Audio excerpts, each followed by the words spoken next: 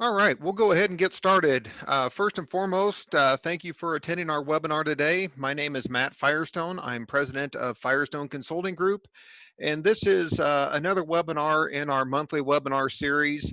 I do see some names on the list of those that are attending that have attended some of our previous webinars. But at Firestone Consulting Group, we try to put a webinar out the last Wednesday of every month. So that's something that you can plan for in the future. We've covered a wide variety of topics, from topics such as estimating to safety. And of course, today we're going to be talking about ways to increase employee engagement. So with that, we'll go ahead and dive right into today's webinar. Just real quick, a little bit about Firestone Consulting Group. At Firestone Consulting Group, we work with the leaders and owners in the construction industry to build businesses for the lifestyle that they desire. And we do this through leveraging their people and by developing a well-oiled system to operate their business. Our methods are based on real-world experience of actually running and growing contracting businesses. With years of hands-on experience, our team of advisors and consultants will help you to define your goals, develop a plan to achieve them, and to help you implement the plan. And most importantly, be right there with you to celebrate your successes. We would like to thank today's webinar sponsor, TryBuild. TryBuild construction management software allows contractors the ability to standardize, collaborate, track, and store important project management and operations documents such as submittals, RFIs, change orders, and even time cards, all in one extremely convenient and easy to use cloud-based software. Contractors see reducing costs, drastically increase productivity, and gain total control of your project management process with TryBuild. In a quote from Todd McCormick, president of TryBuild Systems, and for some of you, you may know Todd as president of McCormick Systems, Todd said that we are excited for the sharing of information from the estimate to being awarded the project and managing the project through completion. We are confident that the acquisition or this acquisition will provide our users in the industry a key project management module. So again, thank you to TryBuild Construction Technology and Integration, and you can reach TryBuild on their website at trybuildsys.com. So those of you that have joined us, you've joined us for the reason of learning a little bit more about how you can increase employee engagement. And just think to yourself, how many of you have said to yourself, I'm just not getting enough from my people, or my employees are not engaged and don't give it their all? I know, in my experience with managing employees from time to time, had some of these same thoughts myself. And what we're going to do today is really hopefully uh, define what employee engagement is, the benefits of engaged employees, and look at a simple 7-step process that we can all use to increase employee engagement. So when we think of employee engagement, really what does that mean? Well, it's, words that can describe employee engagement might be enthusiasm or dedication, loyalty, eagerness. They can be passionate about their job or care. And maybe that's caring about their job or caring about our customers. And most importantly, commitment. What is their commitment to their job?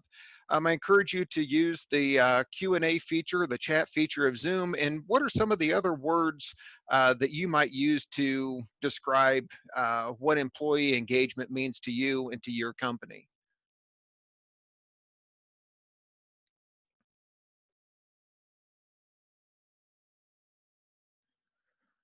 There's got to be some other words than the list. I know my list isn't all comprehensive. What are some of the other words that maybe some of you use when you think of engaged employees?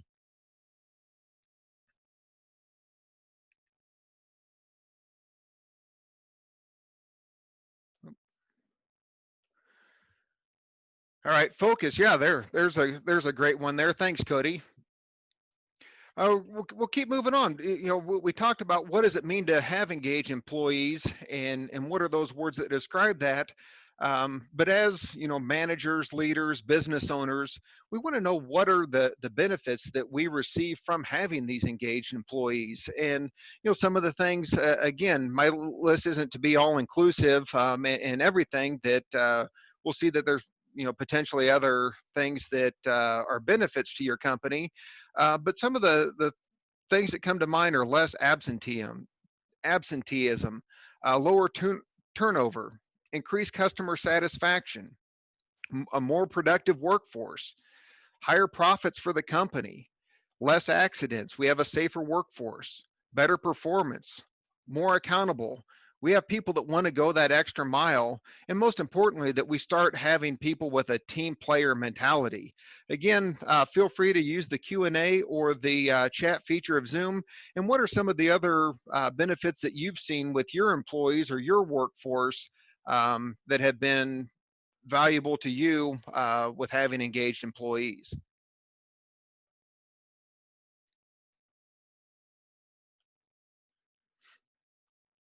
All right. Well, I'm not going to let you hide behind your keyboard much longer here. We'll go ahead and launch our first poll.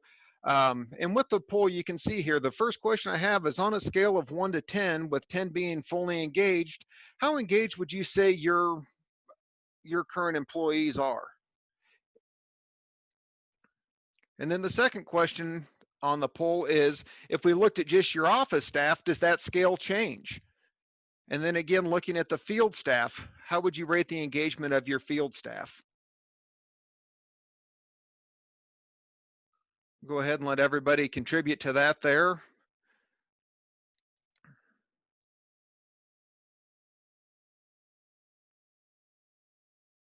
All right, we'll give it just a few more seconds. Only have about a 30 of you that have responded. Okay, there we go. Now everybody else is grabbing their mouse and clicking. Um,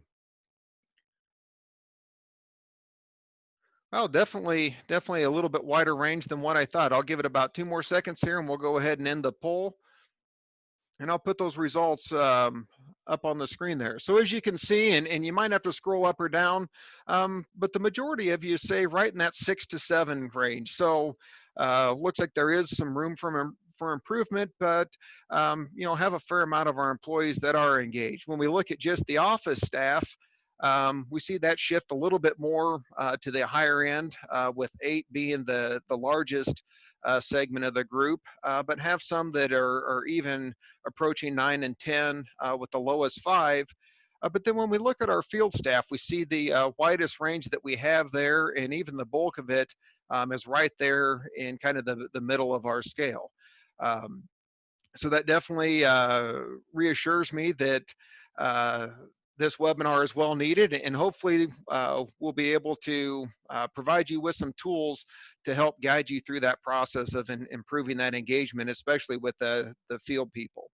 So if we look at the 7-step process that we're going to go through today, it's relatively simple. The different steps in the process are: first, earning the right, taking inventory, then seeing the individuals, communicate, choose your style, show your appreciation, and develop for the future. So we'll dive right into the first step here. And the first step is first we must earn the right to lead or manage these people. And what we need to do with this is we need to reflect and look at ourselves, and what does it take to earn that respect of our employees and be, as the picture shows there, be the kind of leader that you would want to follow.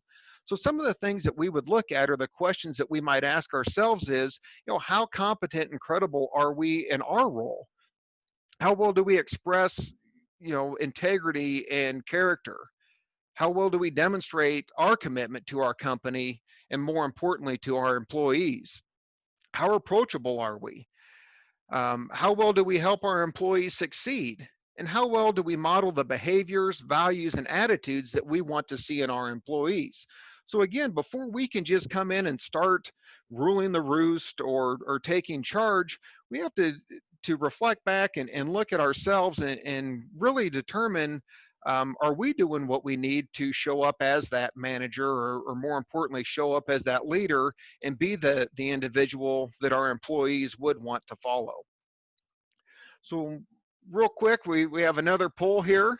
So with the second poll, um, you'll see we're using that same scale of 1 to 10, but again, just kind of reflecting on yourself is, think of yourself maybe in the last week, the last month. I know things have been kind of crazy over the last few months with the whole COVID pandemic and people working remotely and maybe not your full workforce working. But have you earned the right to be a leader or be the manager of these employees that work for you? So again, I'll give it a few seconds here for everybody to respond. Um, Getting some great results here. Give it about 5 more seconds and see where we come out with the results here. All right, I'm going to go ahead and close the poll down here and we'll look at these results together. But we can definitely see that that this is a good sign that nobody's clear on the left-hand side of the scale there. That some of you are quite honest and put yourself right there, a little bit above average. But the thing is we're all here for a reason. We're trying to get better and improve ourselves as leaders, as managers, and in the process, hopefully engage our employees better. So if we look at the second step in our process, we call it take inventory. And what we mean by taking inventory is we need to stop looking at our employees as a whole and start looking at each individual employee as being unique and different. And like I said, stop looking at them as a group or as a whole. So when we say, take inventory or look at them as the individuals, it's really saying is there's no them. We need to look at each individual person, and what we're looking at is three key attributes that we want to look at when we do this inventory process. And the first one is, looking at their performance. Again, we could use a scale of 1 to 10, or maybe it's 1 to 5, however you want to do that, or maybe it's a grading system like you may have used in school. But with performance, what we're doing is, looking at how are they doing in their current role or their current position. When we look at attitude, how willing are they to do their current duties or their job? And then the last one, trajectory, is how far can they go within your organization, or what is their potential? So something that you could do, this is as simple as putting it in an Excel spreadsheet, or maybe just taking a notepad and listing, all of your employees, or maybe you start out with some of your key employees and look at these three attributes and again, rate them on that scale of 1 to 10 and really start getting an idea of who those individual people are within your organization. From there, as we take that next dive a little bit deeper, we want to see these individuals and more importantly understand them. What are the things that make them tick? Are they flight risks? What do we need to know about them to help them be successful, and more importantly help our organization to be successful? So when we look at some of the questions that we might want to get answered as we do that deeper dive into these individuals, we've listed them, we've kind of rated them on their potential, maybe that long-term trajectory that they have with our organization. But now we're going a little bit further and we start looking at who are these individuals, and answering questions such as what are their professional aspirations. Maybe this is somebody that we hire as a laborer and they want to work their way up to become a foreman or a general foreman, or maybe it's an intern that we have working with us in the office and they have aspirations of being a project manager or being an estimating manager. Um, but there's a lot of different things that people have a reason why they got into the profession, and I would say most of them it isn't just for the job, that they have goals for career advancements that they have working for that company. Looking at what are their core values and how well do those core values align with your company's values, and making sure that there is what we might describe as a cultural fit for your company. Look at things that what motivates them. Is it a pat on the back? Is it having a little extra time off? Is it working as part of a team, or are they maybe better suited for a service type operation where they operate out of a van by themselves? What are the strengths, talents, gifts, and skills that they bring to the table? Again, most of us have probably worked in a number of different teams. Of course, we all work in different sizes of companies, but what we find is by bringing all these different, talent strengths to the table, that it makes us that much better as a group. So again, looking at the individuals and determining what are those things that they bring to the table that we can use for the benefit of the company. And again, similar to with the ranking system that we have, look at what is their potential for growth within our organization, and start looking at how we're going to help them grow and succeed within our company. So the fourth step in the process is communicate.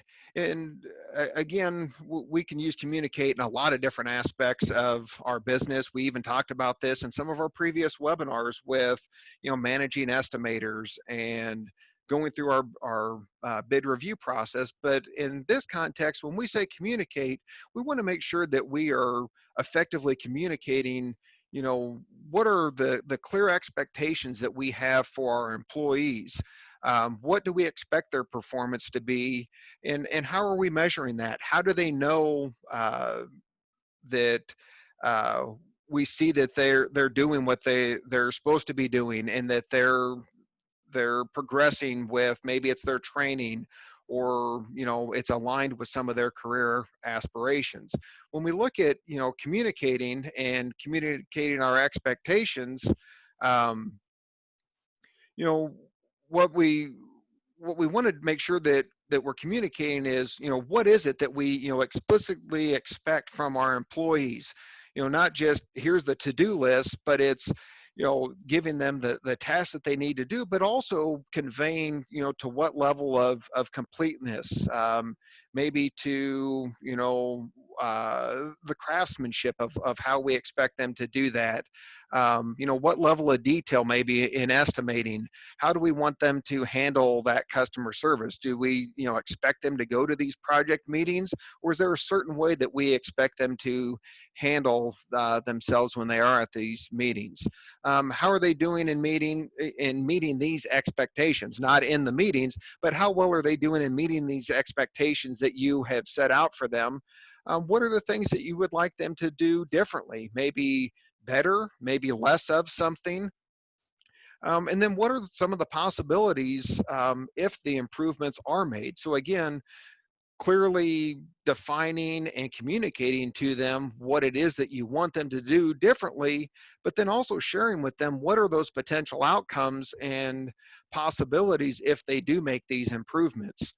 And then, again, maybe a little bit more on the self-reflection side of it, but how much support are you willing to commit to their success? And that could be, with small things such as individual tasks or skills that they're trying to learn, or maybe it's a little bit bigger picture with how they're going to potentially progress through the company. So when we look at the next step, this one here is a little bit more detailed than some of the others, and it's not so much an inventory type step or answering questions, but what we need to do is choose the style that we want to use with these individuals. And one of the most important things, again, we're trying to break down that, grouping all of our employees into this general category and looking at them as individuals. And when we look at our style, we want to remember that, one size does not fit all. As the manager or leader, we must be the one that adapts our style to the needs of our employees. So when we look at the different approaches that we might take with employees, probably the maybe most drastic one is to remove this individual. And this is done when we find someone that maybe isn't the right fit. Maybe it's, because of performance or lack of performance. Maybe they aren't gaining the skills that they need. And maybe it's just as simple as they don't have the right attitude to be part of our team. Again, probably the most drastic of the approaches, but definitely something we need to keep in mind. The next approach might be redeploy, and this is looking at employees that might be in the wrong place within your organization, but really have the right skills or talents to be valuable somewhere else. So maybe this is someone that started out in your estimating department. They've been there for a while. They've been involved helping some project managers. So you decide to make them a project manager. But what you find out is maybe they don't have the right skills to be that customer facing person within your organization. So they don't make they're not a right fit in that project management role, even though they have, some of the skills that they need to do that. Uh, but we find that they could be a lot more valuable and be more successful in their role if we keep them in that estimating role. Um, the next approach is direct and inspect. And this is something where when we look at employees that maybe lack the specific skills, maybe doesn't have the best attitude, but is willing to be coachable, and change the ways or get that training that they need. But these are the people that we're willing to roll up our sleeves and get in there and oversee their work. And this definitely isn't one of those things that you can delegate to somebody else, that if you want this person to succeed, this would be something where you would have to get in there and make sure that you're clear about what you expect them to do, but you might have to help them along. But these are those people that we do see some of that long-term value there. The next one there is manage their expectations. And I think we could all, identify one or two employees that we've worked with over the year. But suppose you have that employee that, has high potential, but thinks that they should be, in that corner office or, that executive position tomorrow.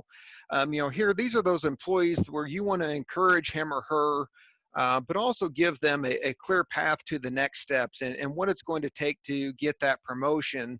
Um, and let that person know that it is possible and encourage them along the way, but also keep them focused on what he or she needs to be considering to be a top performer in their current position to be able to move on to that next step. Um, Often this can include, training to help that person move down that path, but it's helping them understand and manage what those expectations are from today to tomorrow. The next one is mentor, and I think all of us have experienced mentorship in some shape or form. But this is taking that employee underneath our wings, and they have the great attitude, they have the skills, they're performing at a high level already.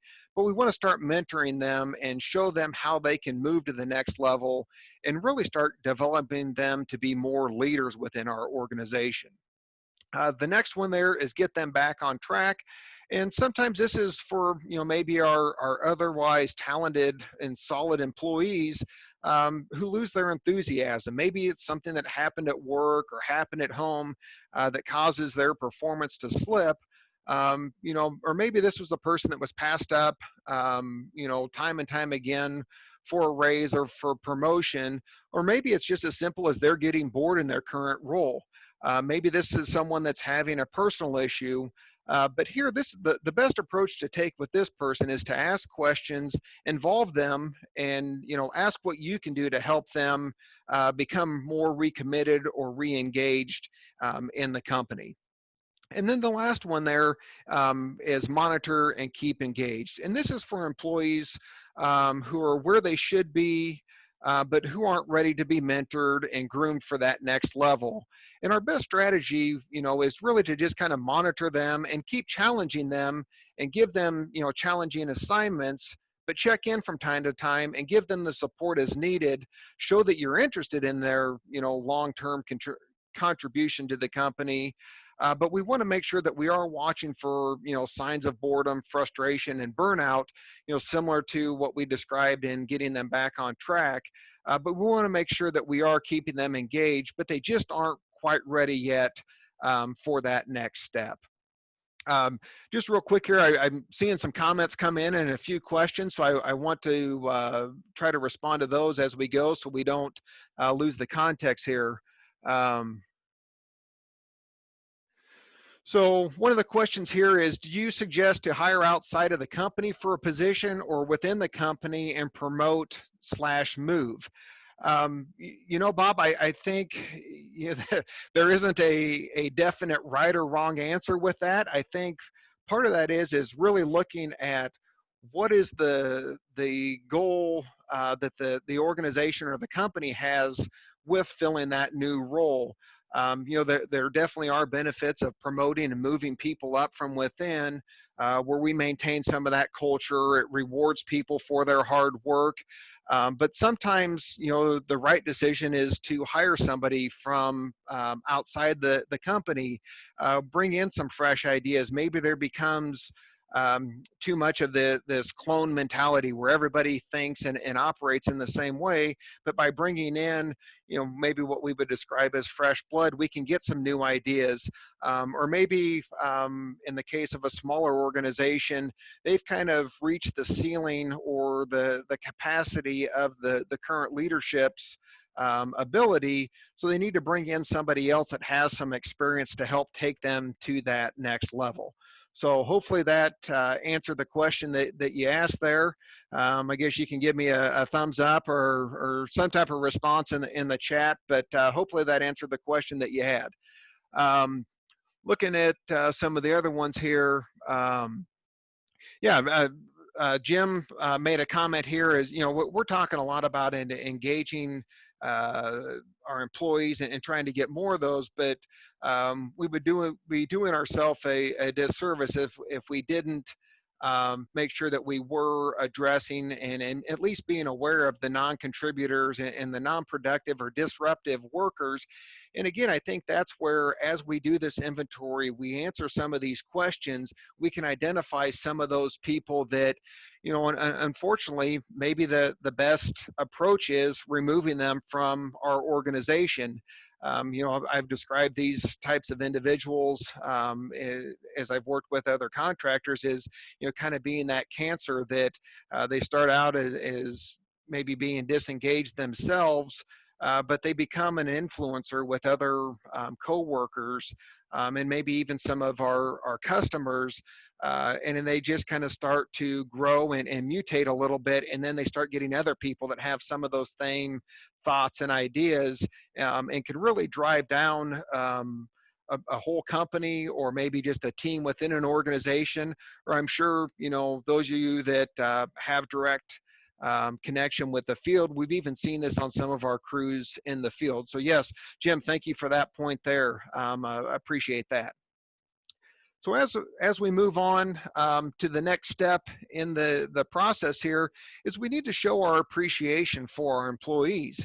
And again, looking at each individual uniquely, is each individual employee is going to respond differently to recognition. Some are okay with just a pat on the back.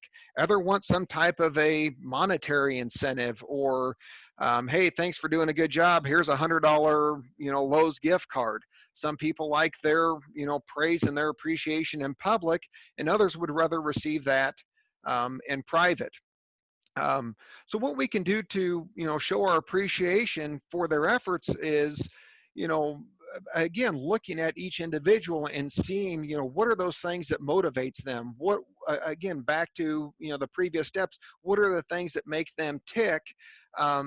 But again, looking at each individual themselves and figuring out what that is that works for them. Again, I would encourage you to use the chat feature or the Q&A, and would love to hear, some of the things that you or your company is doing to show that you appreciate the efforts of your employees. Would be curious to see if it's different between your office staff and your field staff. Is it different between senior employees or new employees? What about your top performers versus your average Joes? Would love to hear some comments on that and see.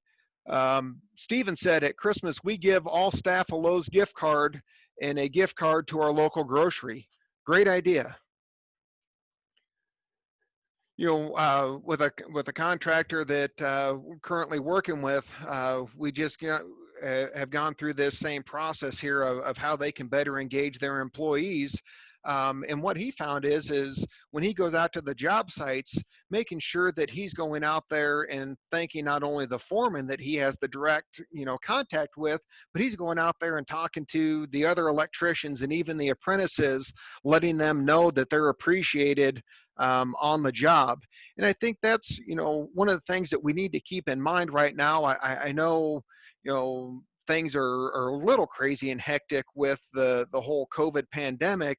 Um, but we also know too, with the last few years in the construction economy, and definitely seeing the upticks again, that there is such a demand for people in the construction industry, whether that's project managers and executives in the office, as well as our people in the field, that if we aren't taking care of our employees and showing them that they are appreciated, it's real easy for them to pick up and go find a job somewhere else. So we want to keep that in mind, that, it doesn't have to be grand, fanfare every time they do a good job, but just letting them know that we do appreciate what they are doing.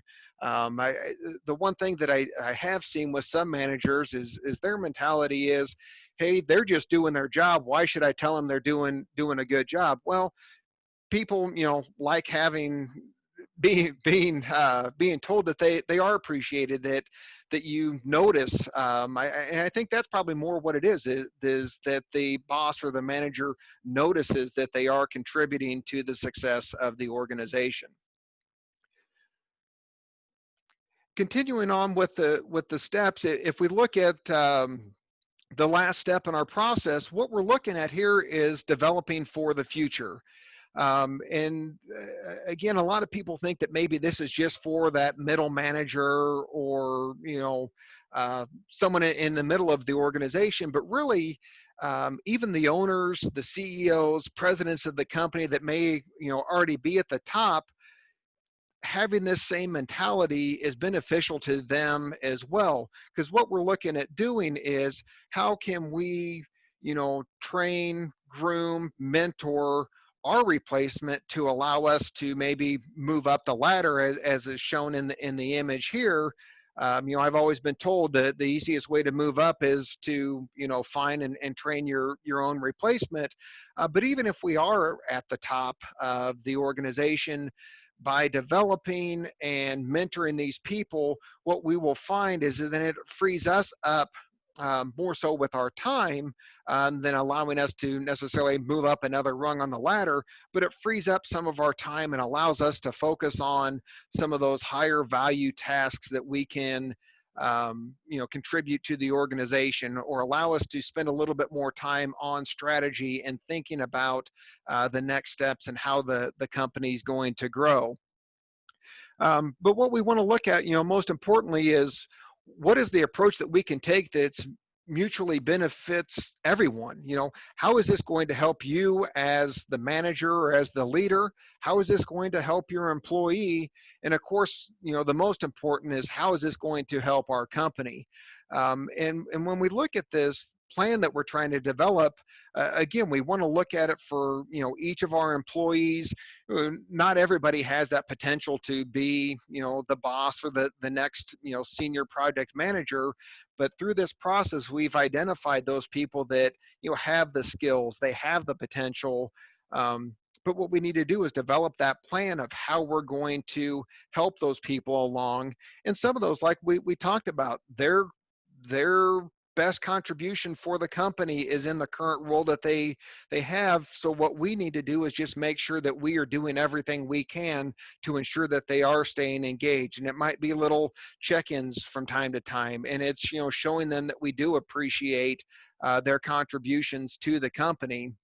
But as we develop our plan for each of these employees, it's looking at what are the opportunities that we can provide to them. What are the experiences that we can make available? Maybe it's taking that intern along with you to that job walk, or maybe it's when you get into negotiations, or maybe it's an interview for a project, you bring some other people in to experience those things. Or maybe as we develop people in the field, we get a small project and we have this up and coming journeyman that we know has the potential to be a foreman or a general foreman. How can we give them that smaller project that maybe we have a little bit more profit in that, or maybe it's a time and material project that we have a little bit less risk, but we can start, teaching them the skills and developing, the talents that they truly need to have to be that leader. And really what it boils down to is mentoring these people that have the high potentials within our organization. Again, love to hear some of the comments, feedback that you have on what are some of the other things that you could do to help develop, your employees, or what are the things that you might be doing yourself to help further your career to get to that next step.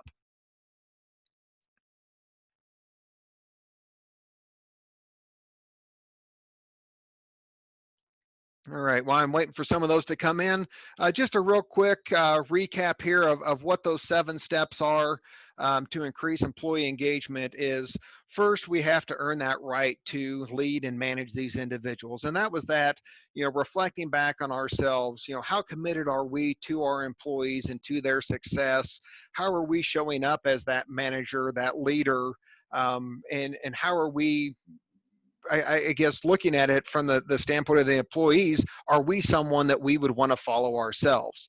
The next step is taking inventory. And this is where we talked about, listing each of our employees and ranking their performance, looking at their trajectory within the organization, and really just kind of that high level, looking at them from an individual standpoint. The next one is seeing the individuals. Again, our focus here is breaking down this general term of our employees and start looking at the individuals and start diving in a little bit deeper of, what motivates each one.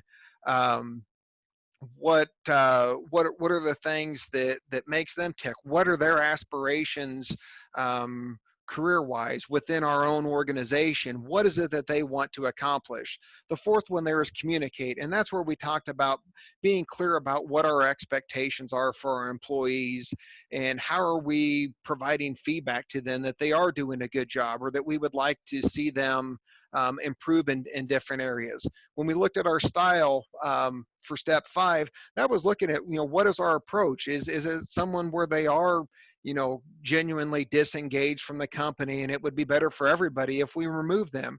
Or is this somebody that we want to mentor, we want to take them under our wing and move them forward within our organization? Or is it somebody that's, as they say in the book Good to Great, we have the right person on the bus, and we have them in the right seat, that the best place for them, both personally and for the organization, is in that current role, that then we just need to make sure that they are staying engaged. Um, when we look at number 6, it's showing our appreciation. Again, looking at it to the individual level. Is it something where they would rather have flexibility in their schedule to make it to their sons or daughters' sporting events or school activities? Or is it something where they would like that additional financial incentive there? Or maybe it's they just want to be heard, or maybe they just want that pat on the back. But again, we want to tailor that to each individual and show the appreciation that is, meaningful to them. One of the biggest things that we need to keep in mind anytime we're giving someone, praise or showing appreciation, is that we need to be genuine and sincere with that. That if we do it too much and there isn't that same meaning behind it, where, oh man, it's just Matt out on the job site again, give me a pat on the back. He does it every time he comes out there. That we want to make sure that they do know that there is meaning behind that. And then of course step 7 is, develop for the future. And again, this isn't something just for the middle manager, taking and finding their replacement so they can move up. That we can even see the benefits to this approach, even if we are, higher up the rungs on the ladder, or maybe even at the top of the organization. One of the things Jim put in the chat here, with keeping employees engaged and developing for the future, is, invite your key personnel to attend training opportunities. And of course, that is spot on. And that's a lot of what we do is help these organizations that we work with to develop some of those key individuals and personnel. to take them from being high performing managers to really being contributing leaders to that organization. I would like to, share a quote with you that kind of summarizes all this into one, and especially from that business owner standpoint. But really, we want to look at what J.W. Marriott has to say here. For those of you that don't know, J.W. Marriott is the founder of Marriott Hotels. But what he said here is, take good care of your employees. They'll take good care of your customers, and the customers will come back. And I know it's a little bit different thinking from the hospitality industry to construction, but there's still a lot that we can take from this quote as contractors and think about those, repeat customers and that level of customer satisfaction. And it all boils down to our employees. And if we aren't engaging our employees and making sure that they're happy with being part of our team, we know that they won't be taking care of our customers in the same way. So at the root of it, we need to make sure that we're taking care of our employees and making sure that they are engaged with what we want to do. Bob also mentioned here another way that we can plan for the future or develop the future is, have core group meetings. Bob, I would assume that's maybe the leadership team, or maybe expanded where it's getting everybody together and just seeing where the company's going. I guess if you can elaborate on that, that would be great. But I'm kind of assuming that's what you mean by core group meetings. With that, I'm going to go ahead and open it to questions. I know this webinar went a little bit quicker than some of our previous ones, but would love to hear your thoughts, answer any questions that you have. If you want to put them in the chat, great. I'm also watching the Q&A. But would love to hear any questions that you have, or just share some of your experiences and ideas of what's worked for you in engaging employees. Oh, okay. So Bob, core group meetings with next level leaders, up and coming, along with current leaders. Yeah. So it sounds maybe a little bit of kind of a mentoring possibility there, where they're seeing and learning from the current leaders and continuing to develop their skills and being that next generation of leaders. Great. All right. Okay, so the question here, Stephen asks, how would you deal with an employee who does not own up to their mistakes? Ooh, good question. And I would love input from anybody else on the webinar that would like to join in on this one here. But, Stephen, I think, again, this would be maybe my approach with it. I think I would have to look at, some different factors. Is this a more senior employee, or is this a junior employee that just maybe doesn't have some confidence there? But I think, as the manager, as the leader, sometimes we have to have those hard conversations that maybe make us uncomfortable. But I think something like that, where, you have an employee that isn't owning up to their mistakes, that definitely would do it in private, but sit down and let them know that, I guess, that you're aware of the mistake if they don't already understand that, but that try to get them to understand, maybe they see it as something small, but what that really means in the big picture of things.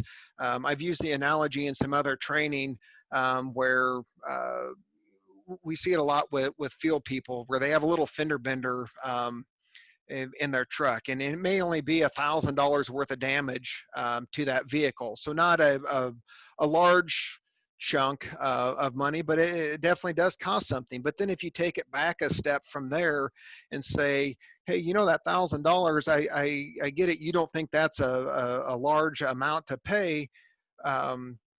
But let's just, for easy terms, say we only make we make a 10% profit on our job. So we have to have a $10,000 job, and all that profit goes to just paying for that accident on that truck. Well, we also know that we, on average, get 10% of the jobs that we bid. So for that one $10,000 job that we that we were awarded that we could get our 10% profit on, we actually had to bid 10 of those jobs or $100,000 worth of work to get that one job to make the $1,000 to be able to pay for that accident. That I think if you can put it into a context where they understand that maybe it seems insignificant, that in the big picture, it can be a lot um, bigger issue than what they may see it to be. So hopefully that helped answer your question.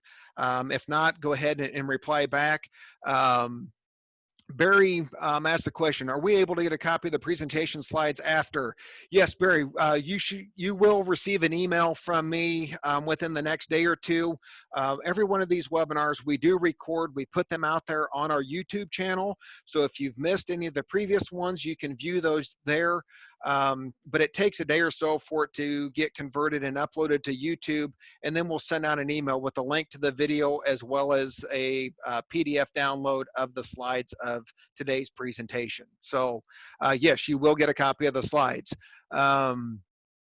Yeah, and Bob made a great point here, and I think this kind of goes back to Stephen's question there about employees that don't own up to their mistakes. As a manager, as a leader, we want to lead by example, and we want to admit our own mistakes and our own shortcomings, and how, show how we corrected those, and we can use that as a teaching tool with those individuals. Michael said, share your yearly company expectations in an open meeting with office and field personnel. It gives ownership to all. Yeah, so I think, again, back to that, how are we developing for the future? And it ties right into, one of our steps. It's communicating not only our expectations for the individual, but what are our expectations for the company as a whole?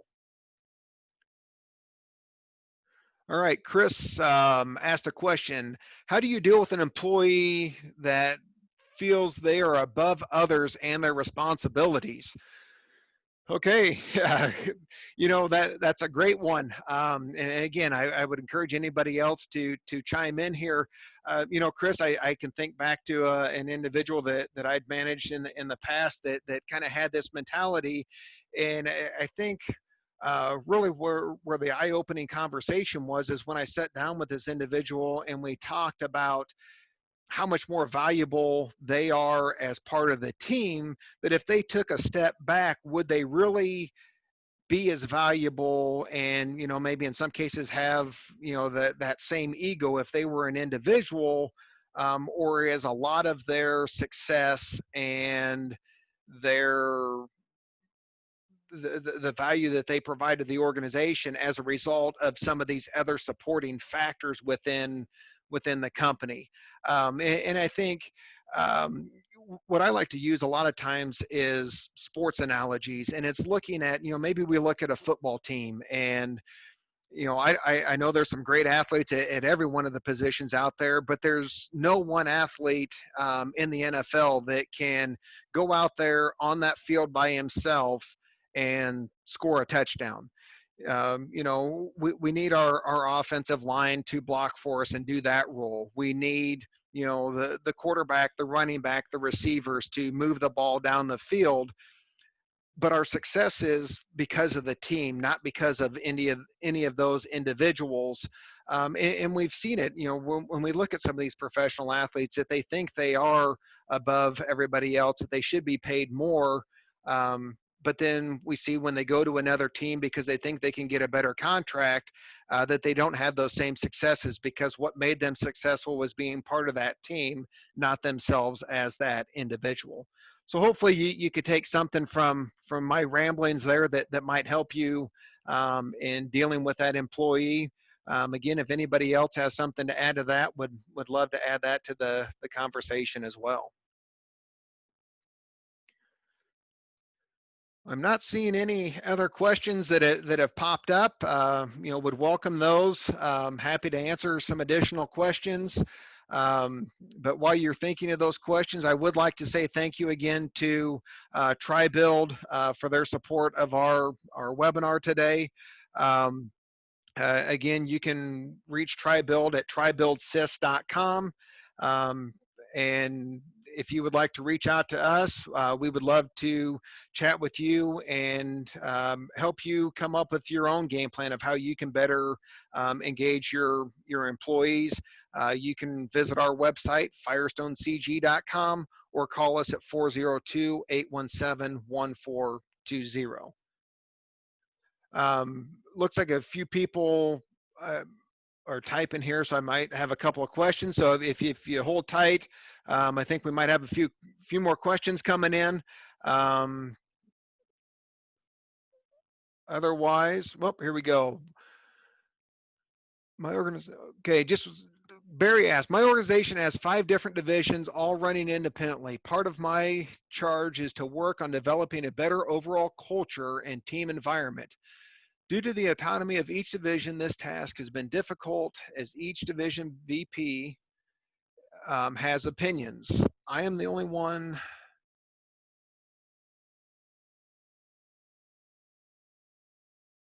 who, Barry, I don't know if I'm going to be able to answer that. It's kind of a complex question there. Tell you what, if you want, I can put it in the chat here to everybody. I'll put my email address on here, but Barry, I'd love to hear from you via email. I think I would probably have some questions I would want to ask you to better frame the question that you're asking there. So I will put my email address in the chat there. Would welcome any of you to reach out to me directly there.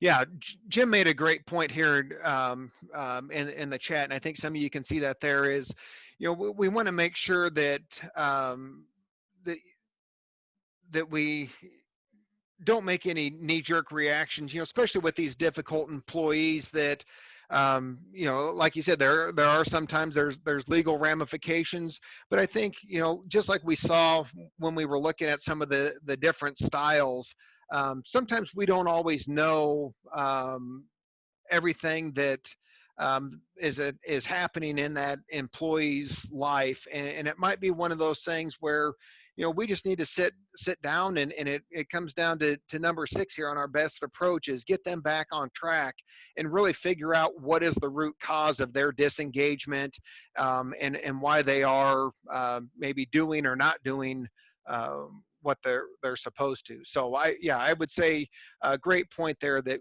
we definitely don't want to just come in with the axe and start firing people.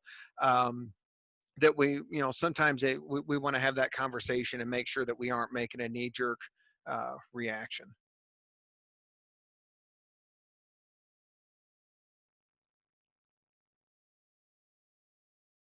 All right. Any other questions, comments? Again, you will be receiving an email in the next day or two with a link to this recording as well as the slides, but would welcome the opportunity to chat with any of you to help come up with a game plan of how you might implement this with your own company. I will wait a few more seconds here for any additional questions, but if I don't see any pop up, we'll go ahead and wrap up the webinar for this month. Definitely be watching your inbox for information on our next webinar. Again, we tend to hold them on the last Wednesday of each month at 11 a.m. Central Time. So you could go ahead and put a placeholder on your calendar if that's something that you feel you would benefit from. Not seeing any additional questions. Again, I want to thank everybody for taking an hour out of your Wednesday. Look forward to seeing you on future webinars. And as I said before, please reach out with any questions, comments. Would love to help you implement these 7 simple steps to better engage your employees. With that, thanks again, everyone. Hope to see you next month on our next webinar. Have a great rest of your week.